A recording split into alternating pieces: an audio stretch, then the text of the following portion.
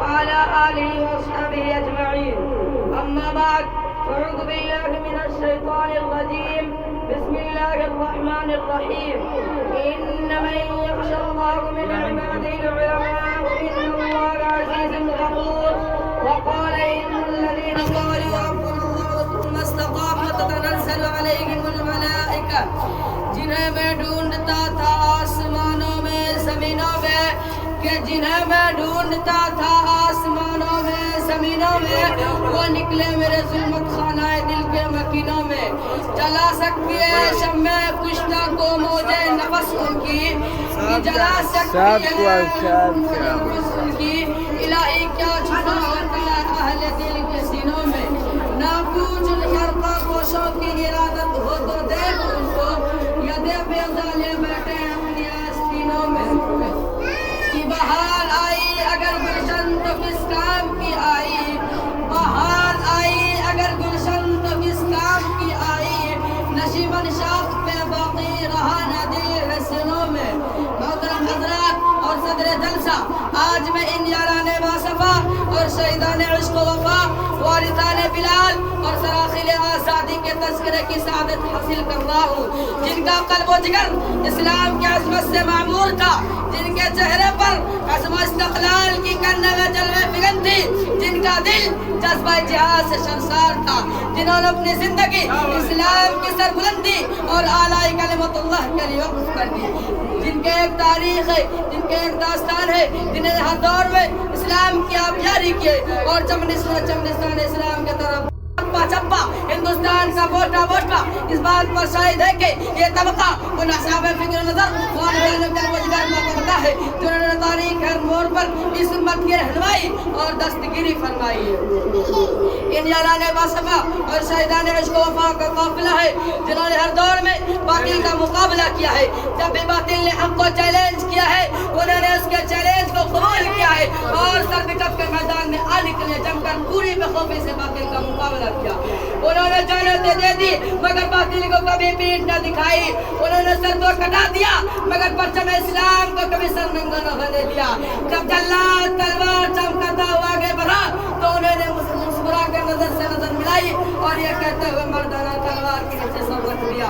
فلست ابالی حین اقتل مسلمہ علی ای شق کان فی اللہ مصرعی. خوشا وقتی کے میری موت تیرا کچھ نہ جائے تو زندگی کا آخری ارمان ہے ساقی. غرضی کے انہوں نے ہر دور میں باطل کا مقابلہ کیا اور ہر طرح سے باطل کا مقابلہ کیا. ضرورت پڑی تو گولی چلائی، ضرورت پڑی تو تلوار چلائی، تلوار پھینکی قلم اٹھا لیا. ضرورت پڑی تو اپنے شعراء نوائیوں سے سلطان تندو تیر سرکشوں ببار اٹھا لیا.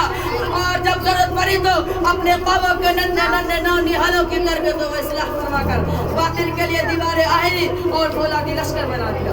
جنہیں میں آج جیالی اور سرکشوں اسلام کی تاریخ سے ادنا سی جھلک دکھانا چاہتا ہوں. انہوں نے جنگ آزادی کا کیا کارنامہ انجام دیا ہے اور ان کا کیا مقام رہا ہے.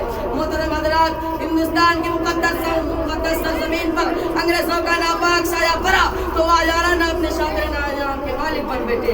جب باشندگان پر طرح طرح کے ظلم و ستم کے پہاڑ توڑے جانے لگے، جب ہندوستانیوں کو غلام بنایا جانے لگا، جب ہندوستانیوں کو خون ان کے پسینے سے آرزے ہونے لگے، ویسے نازی ملک میں جس سخت میں فن نازی وطن شاہ عبدالعزیز ابن ولی اللہ محمد علمی ہے. یہ وہی مرد مجاہد درویش خدا ہے جنہوں نے وقت سے پہلے مسلمانوں کو نصب میں ان کا اعلان فرما دیا تھا، جہاں تک کہ پہنچنے کے لیے مصروں کا بھی برسا ہو کر انتظار کرتا تھا. شاہ عبدالعزیز کا فتویٰ کیا تھا؟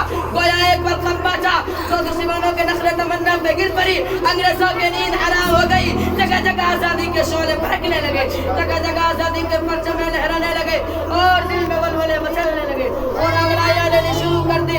مسجد درس پر بیٹھ کر قرآن و حدیث کے درس دینے والے علماء کرام، خانقاہوں میں بیٹھ کر اپنے خروج گھر سے اسلام شمع روشن کرنے والے پیسوں اور خانقاہوں کو چھوڑ کر میدان میں آ گئے اور فرنگوں کے خلاف محمد کے منزل کی جانب والی کے عالم کی نکل پڑے. میں اکیلا ہی چلاتا جانب منزل مگر، میں اکیلا ہی چلاتا جانب منزل مگر، ماں ہمارے گئے کارواں بگلا گیا کہ مسلط بھر گئے. یہ کارواں طویل مسافر سے کہتے ہوئے کس طرح منزل مقصود تک پہنچا، ایک لمبی داستان ہے. اس داستان میں آزادیاں بھی ہیں اور محرومیاں بھی ہیں اور اسباب کا جوش و خروش بھی ہے اور شخصیت خوردگی کے بیچارے کی افسردگی بھی ہے اور رنجش دورہ کی کجربی بھی ہے. یہ کارواں طویل مسافت طے کرتے ہوئے ان کے پاؤں مسلسل اولاد ہوتے رہے. ہزاروں اور لاکھوں وجود غبارہ بن کر اڑ گیا. کبھی جبر و تشدد کی خاردار جھالیوں نے ان کے دامن کو تار تار کیا تو کبھی وحشت و فریت کے پہاڑ ان کی راہ میں حائل ہو گئے. ان کے دیوانوں نے کبھی ہمت نہیں ہاری. آدھی طاقت مصائب سے ٹکراتے ہوئے منزل کی جانب بڑھتے رہے.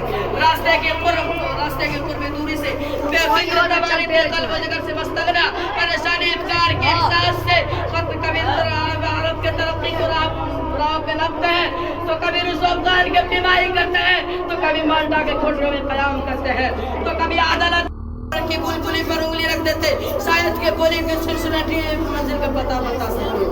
ان دیوانوں نے ہر راہ سے منزل تک پہنچنے کی کوشش کی اور پہنچ کر ہی دم لیا. تاریخ ہند ہم سے کہتی ہے اس بزم جنون کے دیوانے ہر راہ سے پہنچے محفل تک کہ اس بزم جنون کے دیوانے ہر راہ سے پہنچے محفل تک بے تعی ان کی آ ہوئی صحراؤں سے لے کر ساحل تک. ہاں سنگرہ پہ لکھتا وہ اپنے نادہ دل کا حال شاید کہ مقتل میں کوئی پہنچے پتھر قاتل تک. حضرات ہندوستان کا واقعہ ہے کہ اگر ہندوستان کی جنگ آزادی میں علماء حصہ نہ لیتے تو ہندوستان کبھی بھی آزاد نہ ہوتا. سراخیل آزادی نہ چلتی, تحریک آزادی نہ چلتی, تحریک بالا کوٹ نہ چلتی, تحریک ریشم علمال نہ چلتی, تحریک خلافت نہ چلتی. ہندوستان چھوڑو تحریک نہ چلتی, مقدمہ بیان نہ بنتا, افعال سیاست کا آتش نہ بنتا. الغرض علماء اکرام نے اپنے خروج گھر سے عرش آزادی کی بندی کے اور دوسری طرف پروان چلایا ہے. چنانچہ 1857 کی جنگ آزادی میں دو محاذ بنائے گئے. ایک محاذ قمارہ پر جن کی قیادت مولانا جعفر تھانیسری کے پاس تھی, دوسری شاملی پر جن کی قیادت حضرت حاجی افضل اللہ مہاجر مکی کے پاس تھی. اسی جنگ میں بڑے بڑے علماء صالحہ زخمی ہوئے. اسی جنگ میں حیات گنگوئی زخمی ہوئے. اسی جنگ میں مولانا نانوتوی زخمی ہوئے. اسی جنگ میں حافظ دامن شہید ہوئے. اس 1857 کی جنگ آزادی میں 2 لاکھ مسلمان شہید ہوئے جن میں سارے 51,000 علماء تھے. صرف دہلی میں 500 علماء کو پھانسی کے پھندا پر لٹکا دیا گیا. بہرحال جب وسائل کی قلت اپنوں کی آزادی کی وجہ سے ہو تو برطانیہ کی رائے طلب کی کہ بتاؤ ہندوستان میں تمہارے کیسے حکومت رہ سکتی ہے, تو ہندوستان میں رہنے والے ابھی چھوڑ دیتے ہیں. مجھے پیدا کرنے والوں کی قسم اس میں کوئی عالم ایسا نہیں تھا. سارے کے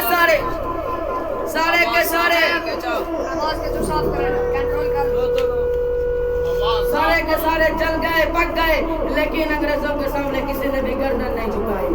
آج کے تاریخ کو مٹانے کی کوشش کی جا رہی ہے. جنگ آزادی کے تاریخ سے ہمارے کارناموں کو نکالا جا رہا ہے, ہمارے کارناموں کو بھلایا جا رہا ہے.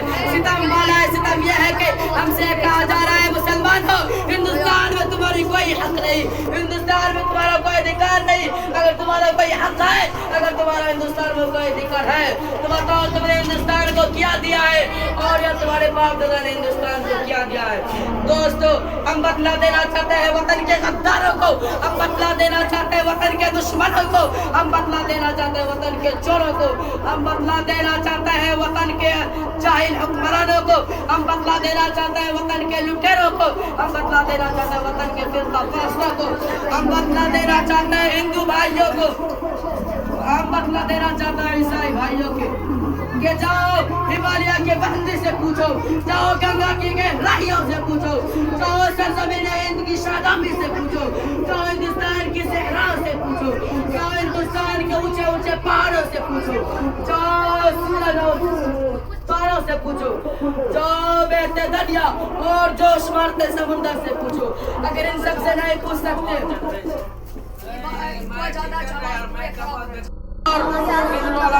کرنے کا فیصلہ کیا.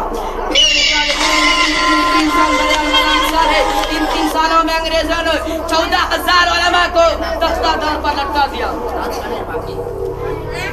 14,000 علماء کو تختہ دار پر لٹکا دیا. تامسین کہتا ہے کہ دلی کی چودھری چوک سے لے کر خیبر تک کوئی ایسا درخت نہ ہے جہاں علماء اکرام کی گردنیں نہ لٹکی ہو.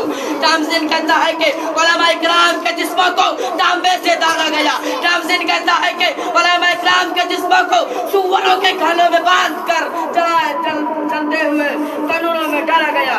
تامزین کہتا ہے کہ علماء اکرام کو ہاتھی سے باندھ کر نیچے سے ہاتھی کو چلا دیا گیا.